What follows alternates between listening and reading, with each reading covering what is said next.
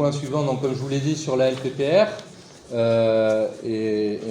allez voir aussi qu'il y a des liens aussi entre ces deux projets.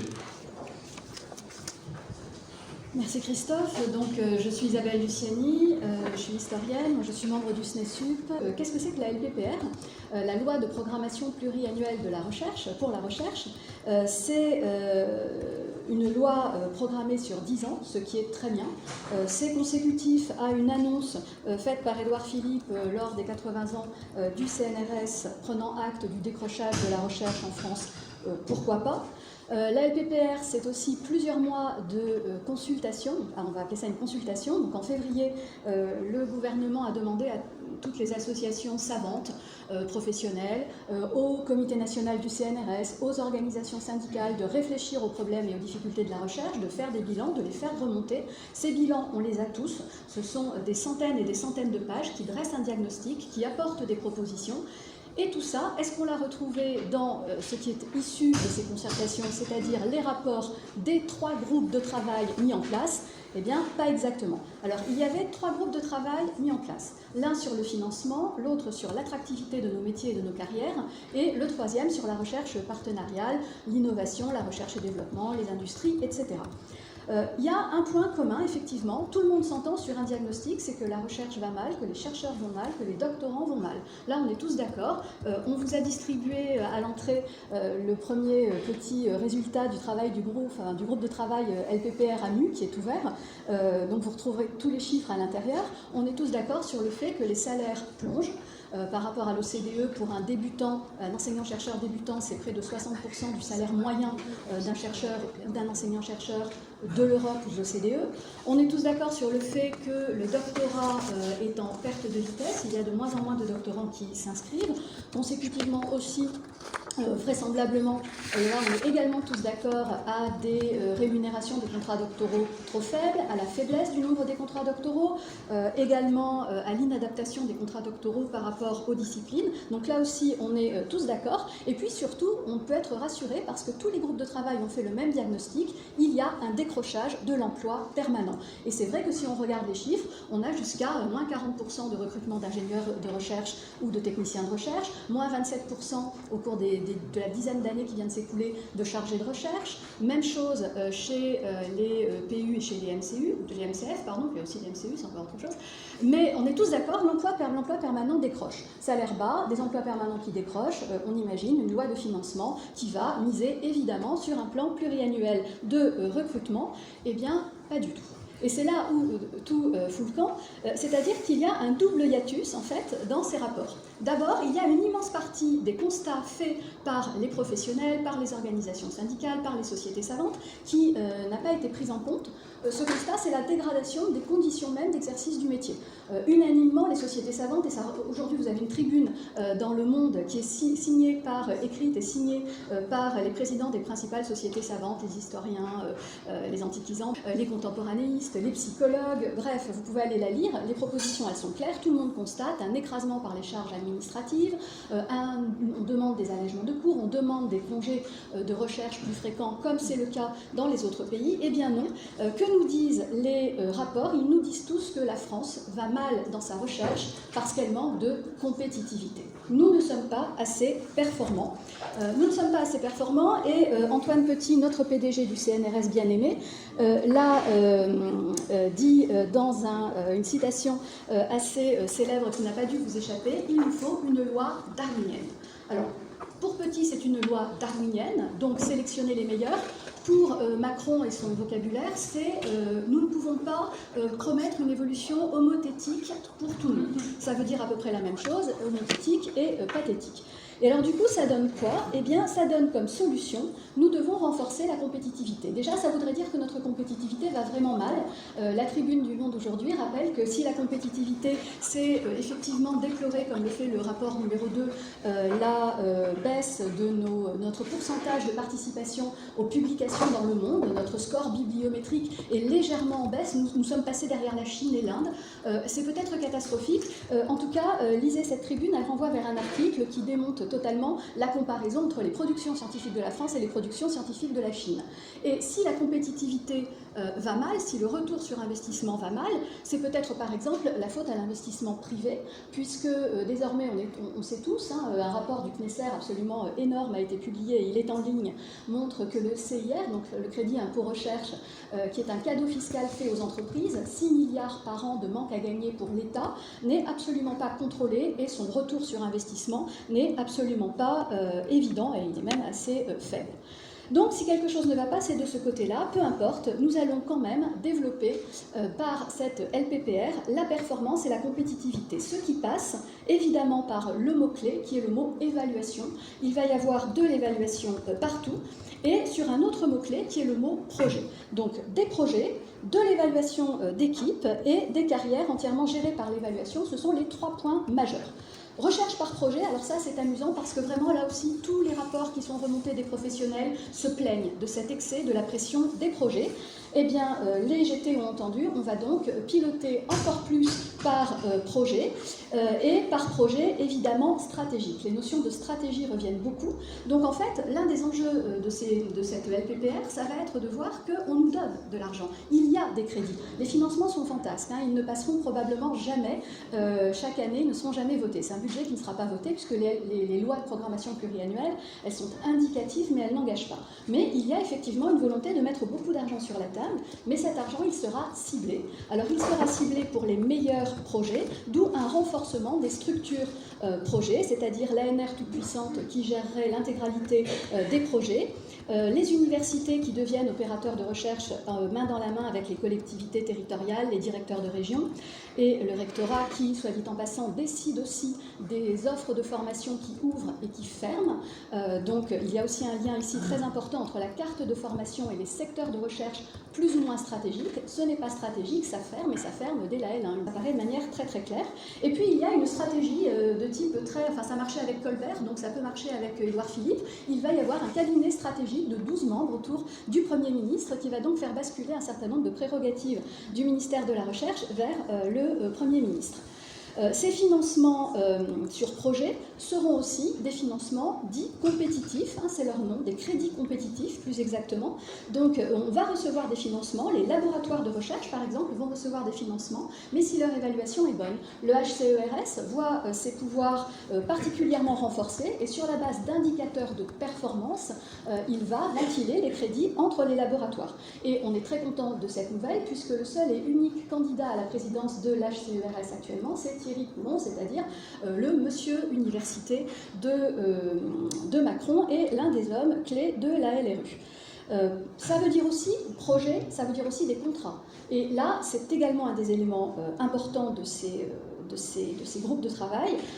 On constate qu'il y a une baisse de l'emploi permanent, une précarisation des carrières. Du coup, qu'est-ce qu'on va créer? Des contrats. Alors, des contrats postdoctoraux, appelés contrats jeunes chercheurs, et puis surtout des CDI, des contrats à durée indéterminée de mission, CDI de mission qui sont inspirés des CDI de projets que connaissent déjà les personnels BIAX, qui sont eux-mêmes inspirés des CDI de chantier, et ce, depuis l'ordonnance de la loi travail en 2017, où on peut basculer ces CDI de chantier dans les différents corps professionnels.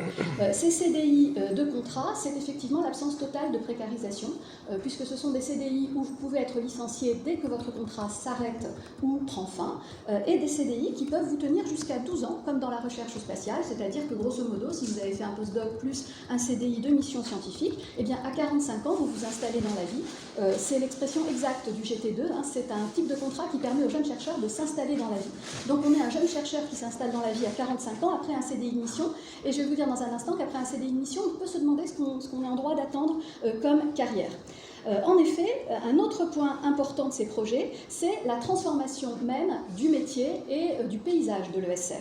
Le paysage de l'ESR, parce qu'on a jusqu'ici encore, avec 56 000 personnels titulaires, un enseignement supérieur et une recherche qui est ancrée dans l'espace public. L'enseignement et la recherche sont encore des biens publics. Cette notion de fonctionnariat, elle est en train de disparaître dans ces textes, d'abord par la multiplication des contrats avec ces fameux CDI de mission.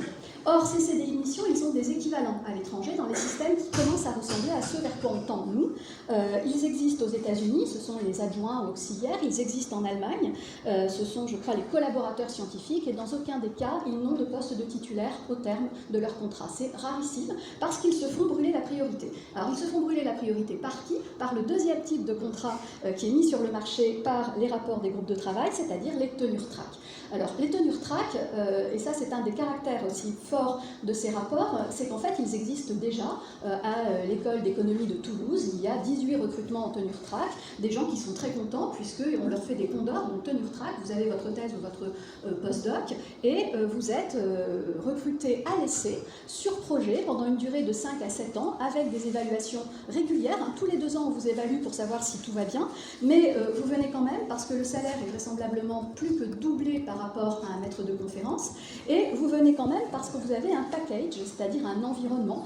C'est une chaire d'excellence dite environnée, et à Toulouse, à l'école d'économie, elle est très très environnée, puisque par exemple on recrute aussi, c'est un article des Échos ou de Capital, donc c'est tout à fait sérieux et vérifiable, on recrute aussi votre conjoint, si ça peut vous aider à venir.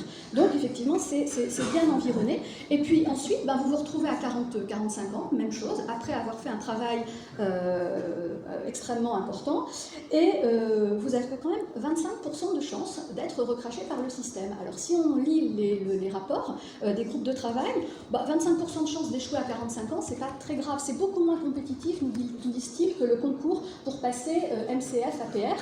Oui, c'est moins compétitif, si ce n'est que le MCF garde son travail, alors que les 25% de tenure track qui n'ont pas de poste à 45 ans, eux, ils sortent.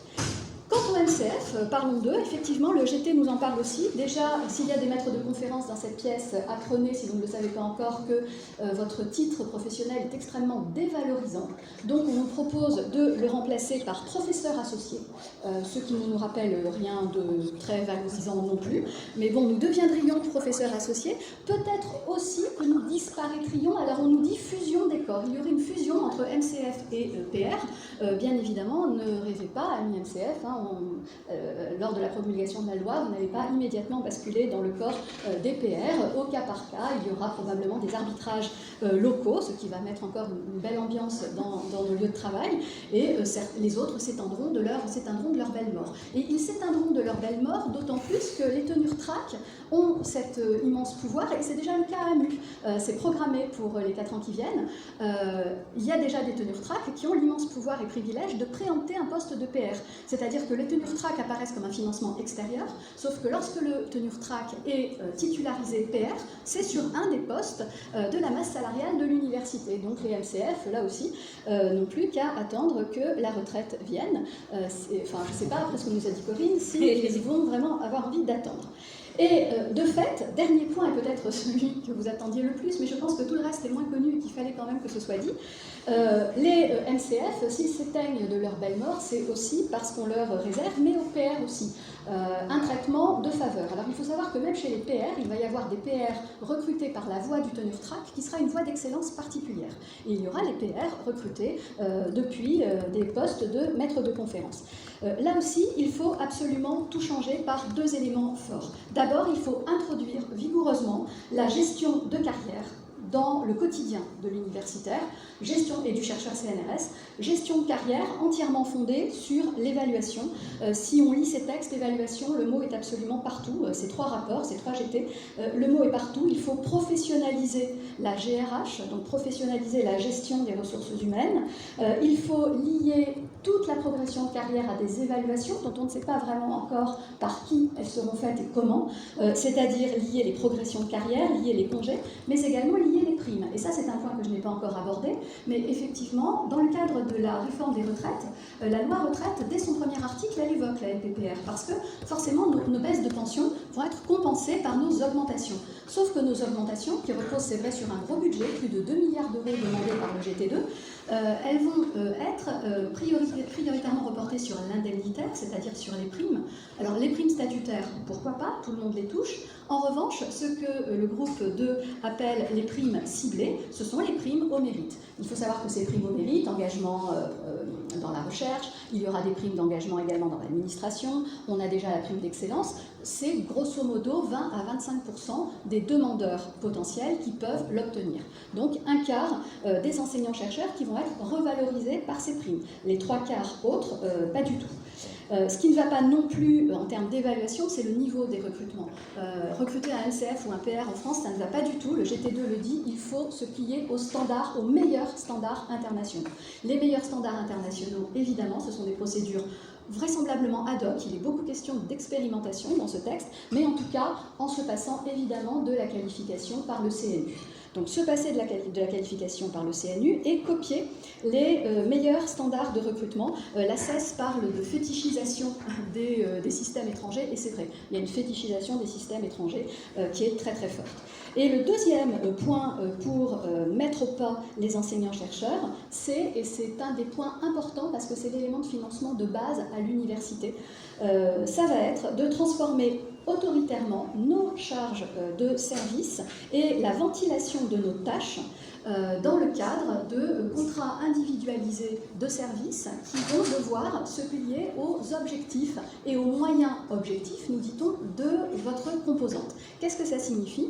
Ça signifie d'abord que la clause d'accord des intéressés pour la modulation des services à la hausse disparaît. Cette clause, elle a été arrachée de haute lutte en 2009, donc il est très facile de l'enlever aussi facilement qu'on l'a retirée, ou inversement. Donc, clause de modulation de la hausse des intéressés. Et à quoi sert la modulation ? Eh bien, c'est très très clair, elle sert de variable d'ajustement. Si tout l'argent va sur les projets, sur les meilleurs, qu'est-ce qui reste pour tourner dans une université sur l'offre de formation de base ? Eh bien, l'offre de formation de base, elle fonctionne à moyen constant. Le GT nous dit qu'il n'y aura pas d'augmentation de postes, de titulaires, tout en reconnaissant qu'il y a déjà 14% d'augmentation des étudiants au cours des dernières années. Donc, le nombre des étudiants monte, mais on n'augmente pas les postes. Une grande partie de l'argent passe aux tenure track, puis aux professeurs, qui sont des professeurs d'excellence, qui sont sans doute déchargés de cours. Donc, qu'est-ce qu'il reste ? Il reste la modulation des services à la hausse pour payer, par exemple, c'est ce qu'on nous dit, les décharges des jeunes chercheurs, des jeunes enseignants-chercheurs primo-arrivants. Les enseignants-chercheurs primo-arrivants seront déchargés. Qu'à cela ne tienne, il faut instaurer de véritables dispositifs d'évaluation et assouplir les règles de modulation du service. Il faut la suppression de la clause d'accord des intéressés par la modulation des services, afin notamment de renforcer la participation des enseignants-chercheurs seniors à l'enseignement. Les enseignants-chercheurs seniors paieront également par leur modulation à la hausse contrainte les CRCT, ou alors on peut collectivement décider dans un département qu'on ne décharge pas ces jeunes, qu'on ne donne pas de CRCT et qu'on ferme une partie de l'offre de formation. Voilà, ce sera grosso modo le choix qu'il faudra faire. Donc en fait, nous serons mis devant un fait accompli, c'est-à-dire que nous serons responsables soit du désastre de nos départements, soit nous devrons moduler nos services à la hausse. Pour moduler nos services à la hausse, qui va le faire ?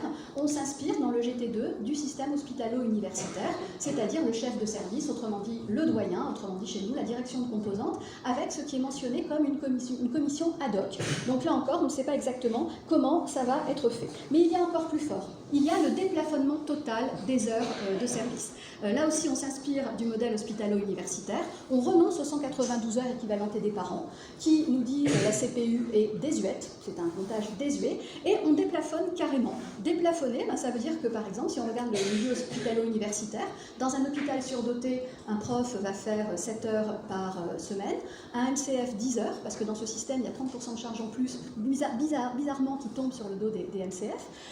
Et puis dans un hôpital, ça c'est dans un hôpital sous-doté, dans un hôpital très bien doté, il n'y a quasiment pas d'enseignement chez les titulaires, et tout passe sur le dos des vacataires, dont les rapports ne parlent absolument pas, soit dit en passant. On envisage aussi, j'ai presque terminé, on envisage également de remplacer les 192 heures par un décompte en ECTS, c'est-à-dire en fait de s'appuyer, c'est très sérieux, sur le temps de travail qu'il faut à un étudiant pour assimiler une heure de cours, pour comptabiliser ce que vaut cette heure de cours dans nos services.